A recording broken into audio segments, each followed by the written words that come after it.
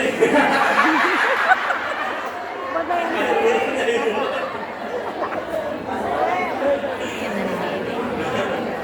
khusus tahap magician doang yang seperti itu. Jadi memang semuanya ilmu menggandakan uang, semua uang goib dan semacam itu palsu. Jadi lebihnya mungkin gitu aja. Nanti selebihnya mungkin ada pertanyaan. Masya Allah. Kita tuh tadi tuh kita melihatnya suatu keajaiban gitu. Ini ajaib gitu ya. Gini loh Mas Marsha, jadi Mas Marsha kan pasti ya udah ahlinya banget lah kalau punya trik-trik sulap gitu ya. Yang menjadi pertanyaan tuh pengalihan fokus gitu yang sering dipakai kan sulap itu atau misdirection. Nah, itu tuh secara halus banget gitu. Halus banget gitu, kita sampai nggak ngeh gitu ya ada pengalihan fokus. Nah itu apa sih Mas yang menyebabkan kita tuh mudah banget gitu terkecoh. Tadi kita melihat itu sesuatu yang ajaib, bahkan masih banyak dari kita menganggap itu sesuatu hal yang mistis gitu Mas. Ya, jadi pertama tadi berbicara tentang mistis, kita perlu tahu dulu mistis itu artinya apa. Mistis itu bentuk jamak dari kata mistik. Mistik itu berasal dari katanya tuh bahasa Yunani, mistikos asal katanya. Mistikos itu artinya adalah rahasia atau segala sesuatu hal yang bisa dilakukan oleh mereka yang tahu rahasianya. Jadi mistik itu nggak ada hubungannya dengan hal goib.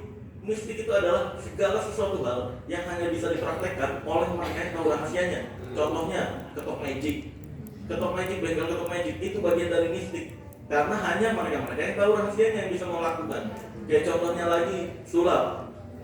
Terus contohnya lagi masak. Masak bagian dari mistik karena hanya mereka yang tahu gimana cara melakukannya.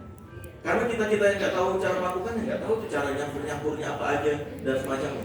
Jadi segala sesuatu yang punya rahasia dan hanya bisa dilakukan oleh mereka yang tahu rahasianya itu adalah mistik. Jadi beda dengan hal goib. Dan mungkin di luar sana banyak yang berpikiran pesulap merah ini nggak percaya hal goib. Wah dia kafir. Wah tauhidnya rusak karena nggak percaya hal goib. Perlu dibedakan dulu antara ilmu goib dengan hal goib.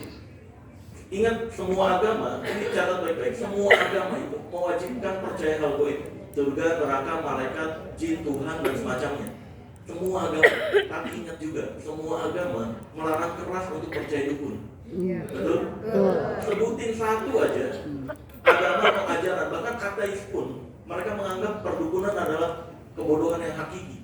Jadi memang dukun ini adalah orang yang sok tahu tentang ilmu goib, tentang hal goib. Padahal Allah sendiri bilang bahwa di langit dan di bumi ini tidak ada yang mengetahui perkara goib kecuali Allah Azza wa Jalla. Nah ini ada orang-orang yang seolah-olah bisa mengatur hal goib. Nah maka dari itu dukun itu ya sebenarnya adalah kedustaan atau kepalsuan semuanya. Nah dulu saya berpikir di mana palsunya. Setelah saya pelajari dari mulai santet, pelet dan semacamnya, yang mereka bodoh-bodohi adalah pikiran. Nah kenapa tadi pertanyaannya adalah kenapa pikiran kita bisa misdirection atau bisa teralihkan?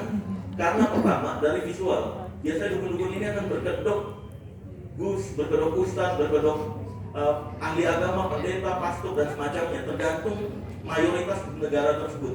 Karena di Indonesia mayoritas muslim dan banyaknya sayangnya muslim KTP, akhirnya mereka berkedok gus-gusan, berkedok